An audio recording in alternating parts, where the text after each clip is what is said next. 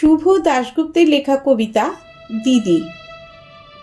তোর নতুন ফ্ল্যাট থেকে ঘুরে এসে মাকে বললাম সব কিছু খুঁটিয়ে খুঁটিয়ে, তোর ঝকঝকে মোজাইক মেঝে, ইমালশন লাগানো দেয়াল, আধুনিক ডাইনিং টেবিল, জানলা দরজায় ঝুলানো দামি পর্দা, এমনকি তোর ব্যালকনিতে রাখা বাহারি পাতার টব, সব কিছুই বললাম মাকে। নগেন দত্ত লেনে আমাদের আলো বাতাসহীন একতলার ভাঙা ঘরে বসে মা সব শুনলেন চোখ বুজে। শুনতে শুনতে মার মুখে ফুটে উঠছিল হাসি আর চোখে আসছিল জল। তোর ব্যালকনিতে দাঁড়ালে ছড়িয়ে থাকা শহরটাকে অনেক দূর পর্যন্ত দেখা যায়।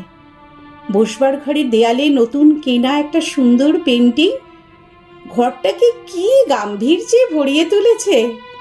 এ সব কিছুও মাকে বললাম। চোখ বুজে শুনতে শুনতে মার মুখে ফুটে উঠছিল হাসি আর চোখে আসছিল জল। তোর চেহারাটা আগের চেয়ে অনেক ঝকঝকে সুন্দর হয়ে গেছে, ফর্সা হয়ে গেছিস অনেকটা, যদিও তোর হাসিটা আছে ঠিক ছেলেবেলারই মতো। জামাইবাবুর মুখে শুনলাম সামনের পুজোয় তোরা নাকি একেবারে পুরো দক্ষিণ ভারতটাই বেরিয়ে আসবি। মা নগেন দত্ত লেনের ভাঙাচোরা ঘরে বসে এইসব শুনতে শুনতে হেসেছে, আর কেন জানি না মার চোখে এসেছে জল। সব কিছুই বলেছি দিদি, শুধু তোর ডাইনিং স্পেসে রাখার দুধ সাদা রঙের ওই ফ্রিজটার কথা মাকে বলিনি।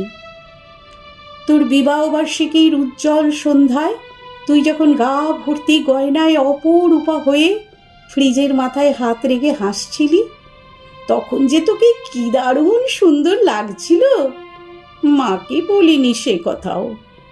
বিবাহবার্ষিকীর সন্ধ্যায় তোদের আনন্দ উজ্জ্বল অ্যাপার্টমেন্টে তুই আর জামাইবাবু যখন ওই ফ্রিজটার পাশে দাঁড়িয়ে হাসি মুখে মালা বদল করছিলি, বাবুদের রসিক বন্ধুদের অনুরোধে আর ক্যামেরার ফ্ল্যাশ ঝিলিক দিয়ে উঠছিল উপচে পড়া খুশির মতো, তখন ঠিক তখনই দিদি আমার চোখের সামনে স্পষ্ট হয়ে উঠেছিল হাসপাতালের করিডোরে বাবার ভেঙে পড়া মুখ। ভেতরে মা তখন অপারেশনের পর অচৈতন্য। ডাক্তার এসে বাবাকে বললেন, চোখটা বোধহয় আর বাঁচানো গেল না, তাও একবার চেষ্টা করে দেখতে পারেন মাদ্রাজে, যদিও সে অবশ্য অনেক টাকার ব্যাপার। হাঁড়ি কাঠে আটকে পড়া অসহায় পশুর মতো করুণ দেখাচ্ছিল তখন বাবার মুখটা। সিঁড়ি দিয়ে আস্তে আস্তে বাবা আমার কাঁধে হাত রেখে বলেছিলেন, কমলাকে সারা জীবন শুধু দুঃখ কষ্টই দিলাম, সুখ দিতে পারলাম না, আজ ওর চোখ দুটোও চলে গেল, সবই আমার কপাল। দিদি, অনেক দরদস্তুর চাপাচাপির পর তোর বিয়েটা যখন আরও কয়েক ভরি সোনা আর একটা ফ্রিজের দাবিতে আটকে পড়েছিল অনিশ্চয়তার ঘেরাটোপে, বাবা তখন কাউকে না জানিয়ে চড়া সুদে ধার করেছিলেন অনেক টাকা। সামান্য মাইনের প্রাইভেট কোম্পানির চাকরি করা বাবা বেঁচে থাকতে থাকতে অন্তত একটা মেয়েকে পার করার দুরন্ত আশায় ঝুঁকি নিয়ে ফেলেছিলেন অনেকটা। চোখের জল আর রজনীগন্ধার সৌরভকে পেছনে ফেলে তুই চলে গেলি।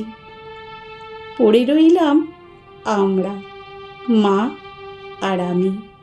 আর পড়ে রইল নগেন দত্ত লেনের অন্ধকার ঘরে বাড়তে থাকা সুদের বোঝার চাপে তলিয়ে যাওয়া একটা সৎ মানুষ, তোর বাবা, আমার বাবা। দিদি, তোর গা ভর্তি গয়না আর ওই দুধ সাদা ফ্রিজটার কথা মাকে বলা হয়নি কিছুতেই।